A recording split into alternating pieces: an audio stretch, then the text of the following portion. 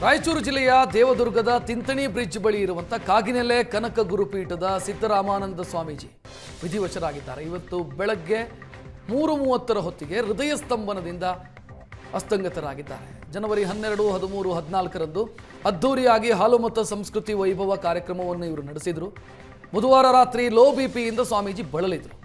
ಕೂಡಲೇ ಅವರನ್ನು ಲಿಂಗಸಗೂರು ಖಾಸಗಿ ಆಸ್ಪತ್ರೆಗೆ ದಾಖಲಿಸಲಾಗಿತ್ತು. ಆದರೆ ಚಿಕಿತ್ಸೆ ಫಲಿಸದೆ ಇವತ್ತು ಮುಂಜಾನೆ ಮೃತಪಟ್ಟಿದ್ದಾರೆ. ಸಿದ್ದರಾಮಾನಂದ ಸ್ವಾಮೀಜಿ ಮೂಲತಃ ಚಿತ್ರದುರ್ಗ ಜಿಲ್ಲೆಯ ಚಳ್ಳಕೆರೆ ತಾಲೂಕಿನವರು.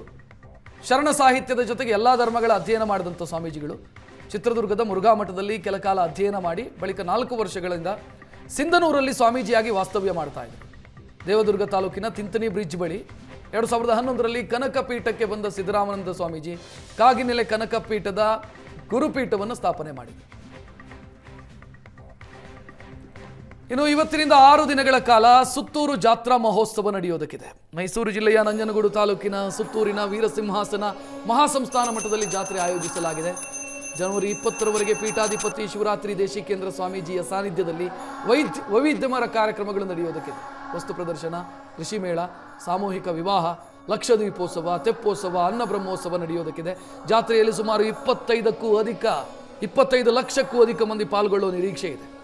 ಸಾಂಪ್ರದಾಯಿಕ ಸೌದೆ ಒಲೆಯಲ್ಲಿ ಆಹಾರ ತಯಾರಿ ಇಲ್ಲಿನ ವಿಶೇಷ. ಜಾತ್ರೆಗಾಗಿ ವಿಶೇಷ ಲಾಡು, ಮೈಸೂರು ಪಾಕು, ಕಜ್ಜಾಯ, ಸಿಹಿ ಬೂಂದಿ, ಖಾರ ಬೂಂದಿಯನ್ನು ತಯಾರಿಸಲಾಗಿದೆ.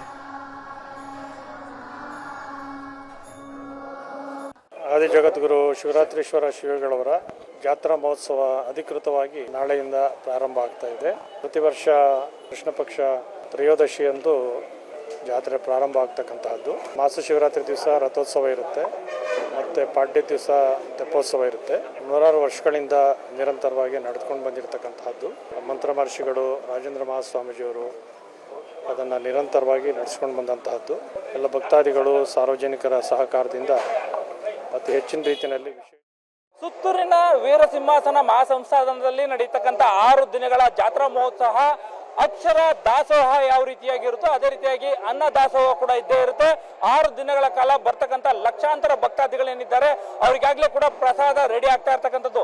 ಇವತ್ತಾಗಲೇ ಕೂಡ ಏನು ಸುತ್ತೂರು ಮಠದ ಶ್ರೀಗಳಿಗಾಗಲೇ ಕೂಡ ಪೂಜೆಯನ್ನು ನೆರವೇರಿಸಿ ದಾಸೋಹಕ್ಕೆ ಚಾಲನೆಯನ್ನು ಕೂಡ ಕೊಟ್ಟಿರ್ತಕ್ಕಂಥದ್ದು. ಈಗಾಗಲೇ ಕೂಡ ಮಠಕ್ಕೆ ಆವರಣಕ್ಕೆ ಬರುವಂತ ಭಕ್ತಾದಿಗಳೇನಿರ್ತಾರೆ ಭಕ್ತಾದಿಗಳಿಗೆ ಈಗಾಗಲೇ ಕೂಡ ಪ್ರಸಾದದ ವ್ಯವಸ್ಥೆಯನ್ನು ರೆಡಿ ಮಾಡ್ಕೊಳ್ಳಾಗ್ತಾ ಇದೆ. ಒಂದು ಕಡೆಗೆ ಸಾಂಬಾರ್ ಇರ್ಬೋದು, ಕೂಟ್ ಇರ್ಬೋದು, ಅದೇ ರೀತಿಯಾಗಿ ಏನು ಸಿಹಿ ಇರ್ಬೋದು, ಈ ರೀತಿಯಾಗಿ ಎಲ್ಲ ರೀತಿಯಾದಂತಹ ಆಹಾರವನ್ನ ರೆಡಿ ಮಾಡ್ಕೊಳ್ತಾ ಇರ್ತಕ್ಕಂಥದ್ದು.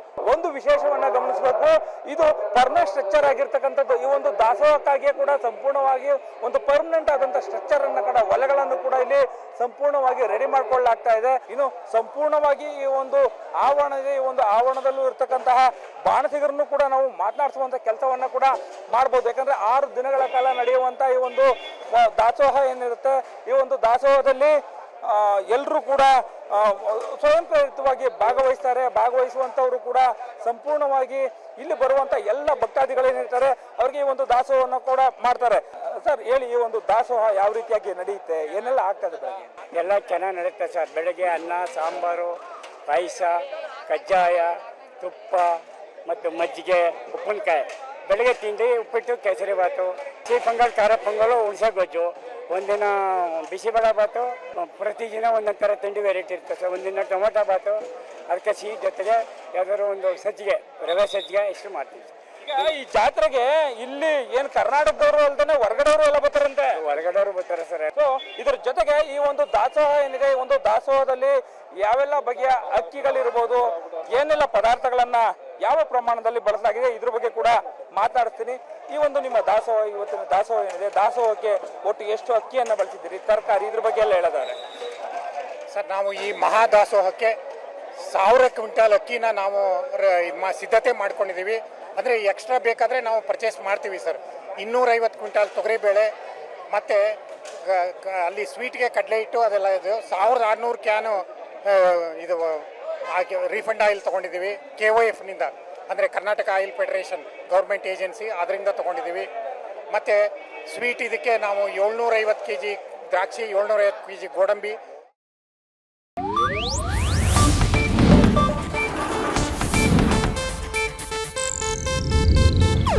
ಇದು ಏಷ್ಯಾನೆಟ್ ನ್ಯೂಸ್ ನೆಟ್ವರ್ಕ್ ಪ್ರಸ್ತುತಿ.